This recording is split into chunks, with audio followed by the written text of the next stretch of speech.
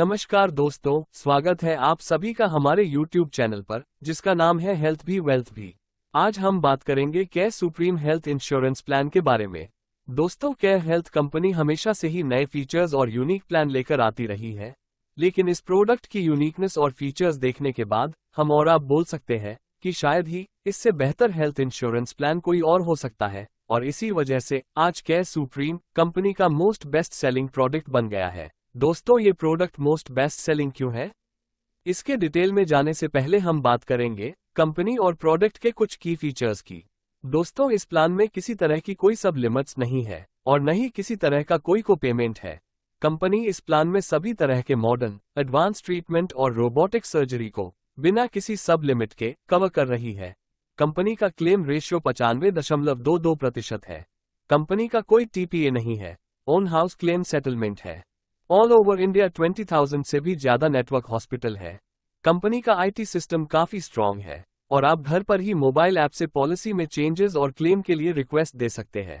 दोस्तों, care health ने इस प्लान को बहुत ही अफोर्डेबल बनाया है, जिससे आप और हम अब कम से कम कॉस्ट पर मैक्सिमम फीचर्स का बेनिफिट ले सकते हैं। और यह कहना भी शायद गलत नहीं होगा कि यह एक सस्ता और सबसे अच्छा हेल्थ इंश्योरेंस प्लान हमारे लिए हो सकता है।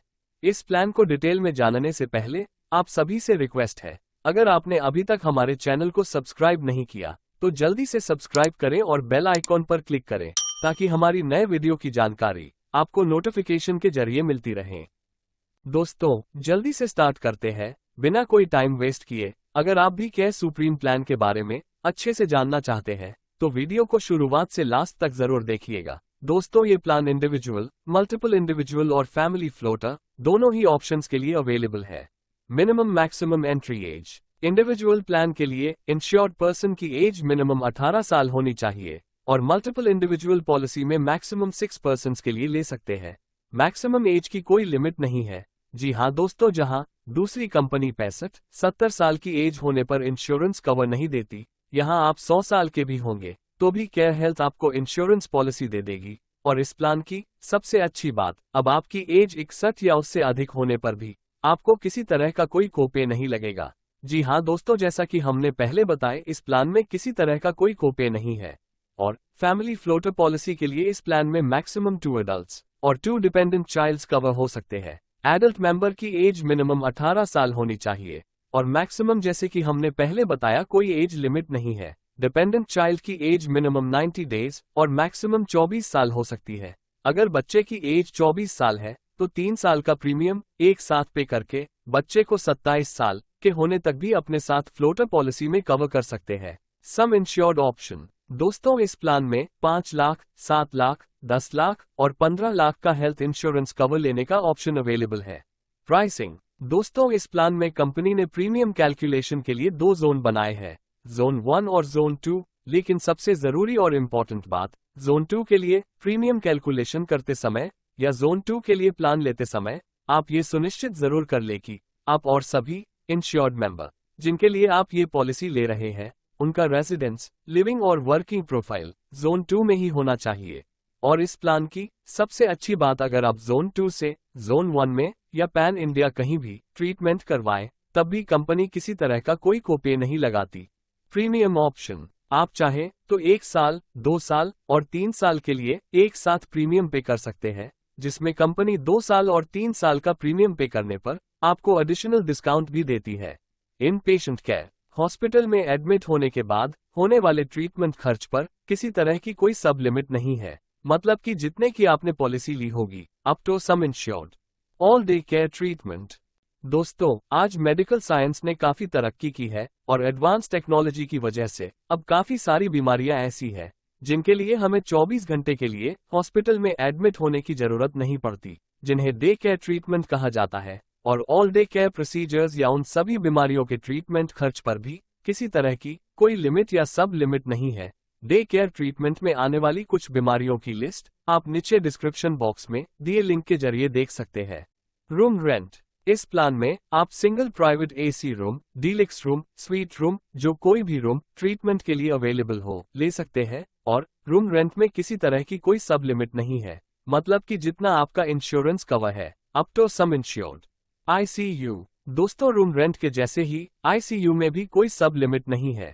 Pre and post hospitalization. दोस्तों हॉस्पिटल में एडमिट होने से पहले भी इलाज के लिए हमारे कुछ पैसे खर्च हो जाते हैं, जिन्हें प्री हॉस्पिटलाइजेशन कहा जाता है, और इसलिए हॉस्पिटल में एडमिशन से 60 दिन पहले के खर्चे आप कंपनी से क्लेम कर सकते हैं, जितना आपका इंश्योरेंस कवर है, अप टू सम इंश्योर्ड। और इसी तरह हॉस्पिटल से डिस्चार्ज होने के बाद इलाज के लिए होने वाले खर्च को पोस्ट हॉस्पिटलाइजेशन कहा जाता है, और जिसके लिए 180 दिन तक के इलाज में होने वाले खर्च को भी आप कंपनी से क्लेम कर सकते हैं, जितना आपका इंश्योरेंस कवर है, up to sum insured. AYUSH treatment. दोस्तों इसमें आयुष का मतलब आयुर्वेदा, योगा एंड नेचुरोपैथी, यूनानी, सिद्ध और होम्योपैथी है, और जितना आपका इंश्योरेंस कवर है उतना आप इस मेथड से होने वाले ट्रीटमेंट पर इस्तेमाल कर सकते हैं। आयुष को ऑल्टरनेटिव ट्रीटमेंट भी कहा जाता है। डोमिसिलियरी हॉस्पिटलाइजेशन। दोस्तों ऐसा भी कभी हो सकता है कि जिसमें आपका इलाज करवाना बहुत जरूरी हो और आसपास के किसी भी हॉस्पिटल में जनरल वार्ड से लेकर अपर कैटेगरी तक कोई भी रूम अवेलेबल नहीं है, या आप हॉस्पिटल जाने और ले जाने की सिचुएशन में नहीं है और डॉक्टर की रिकमेंडेशन के बाद आपको घर पर ही ट्रीटमेंट करवाना पड़ रहा हो, तो उसे डोमिसिलियरी हॉस्पिटलाइजेशन या ट्रीटमेंट कहा जाता है। और जितना आपका कवर है उतना आप इस तरह के ट्रीटमेंट को लेने के लिए इस्तेमाल कर सकते हैं, जिसके लिए कम से कम 3 दिन तक इलाज होना जरूरी होता है। Advance technology methods. जैसे कि हमने पहले बात की कि एडवांस टेक्नोलॉजी मेथड्स से होने वाले ट्रीटमेंट खर्च पर किसी तरह की कोई सब लिमिट नहीं है, मतलब कि जितना आपका इंश्योरेंस कवर है, up to sum insured. Organ donor cover. इस पॉलिसी के जरिए अब आप अपने साथ साथ जो भी इंसान आपको लीगली ऑर्गन डोनेट कर रहा है उसके ट्रीटमेंट का खर्च भी अपनी इस पॉलिसी से पे कर सकते हैं, और इसकी भी कोई लिमिट नहीं है, मतलब जितना आपका कवर है। Ambulance charges. दोस्तों अगर आपने ये पॉलिसी 15 लाख से कम इंश्योरेंस कवर की ली है तो आप 10,000 तक एम्बुलेंस के लिए क्लेम कर सकते हैं, और अगर आपने ये पॉलिसी 15 लाख इंश्योरेंस कवर की ली है तो जितना आपका इंश्योरेंस कवर है उतना आप एम्बुलेंस के लिए क्लेम कर सकते हैं। Cumulative bonus. दोस्तों ये इस प्लान का सबसे यूनिक फीचर है, और यह फीचर इस प्लान को मार्केट में अवेलेबल सभी प्लान से अलग हटकर और अच्छा बना देता है। दोस्तों आज तक हमने और आपने सुना होगा कि अगर आपकी पॉलिसी में किसी तरह का कोई क्लेम नहीं आता तभी कंपनी हमें नो क्लेम बोनस देती थी, लेकिन कंपनी ने इस फीचर में से नो क्लेम वर्ड को ही हटा दिया है, जिसका मतलब है कि अगर आपने पॉलिसी में क्लेम लिया हो या न लिया हो तब भी आपको आपकी पॉलिसी में बोनस मिलता है, जिसमें पहले और दूसरे साल पॉलिसी रीन्यू करवाने पर 50-50% का बोनस मिलता है, या फिर बोल सकते हैं कि 2 साल में हमारी पॉलिसी में इंश्योरेंस कवर डबल हो जाता है। उदाहरण के लिए पहले साल पॉलिसी रीन्यू करवाने के बाद 10 लाख वाली पॉलिसी 15 लाख की, और दूसरे साल पॉलिसी रीन्यू करवाने के बाद 10 लाख वाली पॉलिसी 20 लाख की बन जाएगी। Unlimited automatic recharge. इस प्लान का एक और अमेजिंग फीचर दोस्तों, जितना हेल्थ इंश्योरेंस कवर आप कंपनी से लेते हैं उतना ही additional health cover unlimited time के लिए कंपनी आपको हर साल देती है। उदाहरण के लिए अगर आपने 5 लाख की पॉलिसी ली है और 1 साल में जितनी बार भी ट्रीटमेंट के लिए हॉस्पिटल में एडमिट हुए तो हर बार 5 लाख रुपए का क्लेम कर सकते हैं, जिसमें सेम पर्सन सेम इलनेस भी एप्लीकेबल है without any waiting period. Means मान लीजिए जनवरी में किसी बीमारी के लिए एडमिट हुए, 5 लाख का क्लेम लिया, फरवरी में फिर से सेम इलनेस के लिए एडमिट होना पड़ा तो फिर से 5 लाख का क्लेम लिया, और फरवरी में ही 1 दिन या 2 दिन के बाद फिर से एडमिट हुए तो फिर से 5 लाख का क्लेम ले सकते हैं। इस तरह जितनी बार भी एडमिट होंगे उतनी बार हम क्लेम कर सकते हैं, और एडिशनल कवर को अनलिमिटेड टाइम के लिए सेम पर्सन सेम इलनेस के लिए भी यूज कर सकते हैं।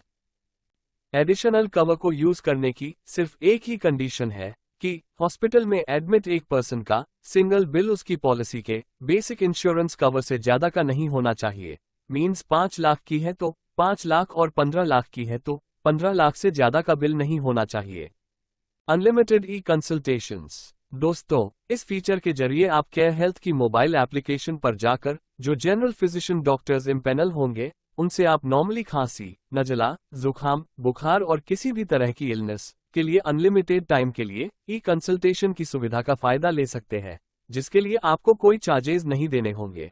Optional benefits. दोस्तों अभी तक हमने जिन भी बेनिफिट्स या फीचर्स की बात की वो सभी इस प्लान के इनबिल्ट फीचर्स थे। अब हम बात करेंगे ऑप्शनल बेनिफिट्स की। जी हाँ दोस्तों, हमेशा की तरह केयर हेल्थ ने इस प्लान को भी आपके लिए फ्लेक्सिबल बनाया है, जिसे आप खुद से अपनी जरूरत के हिसाब से डिजाइन करके इस पॉलिसी को ले सकते हैं। Cumulative bonus super. दोस्तों, आप इस ऑप्शनल बेनिफिट को अपनी पॉलिसी में ऐड कर सकते हैं। इसे लेने से आपको पॉलिसी में जो कि क्यूम्युलेटिव बोनस 100% है से बढ़कर 600% तक चला जाता है, और ये एडिशनल 500% क्यूम्युलेटिव बोनस कंपनी आपको ये फीचर ऐड करने के अगले 5 साल में हर साल 100% करके देती है। बाकी का नॉर्मल 100% क्यूम्युलेटिव बोनस वैसे ही काम करता है जैसे हमने पहले बात की, और जैसा कि आप स्क्रीन पर देख रहे हैं। Air ambulance. दोस्तों, कंपनी ने एयर एम्बुलेंस का भी ऑप्शनल बेनिफिट दिया है, जिसे आप ऐड कर सकते हैं, और इसके लिए हर साल आप मैक्सिमम 5 लाख रुपए तक का क्लेम कर सकते हैं।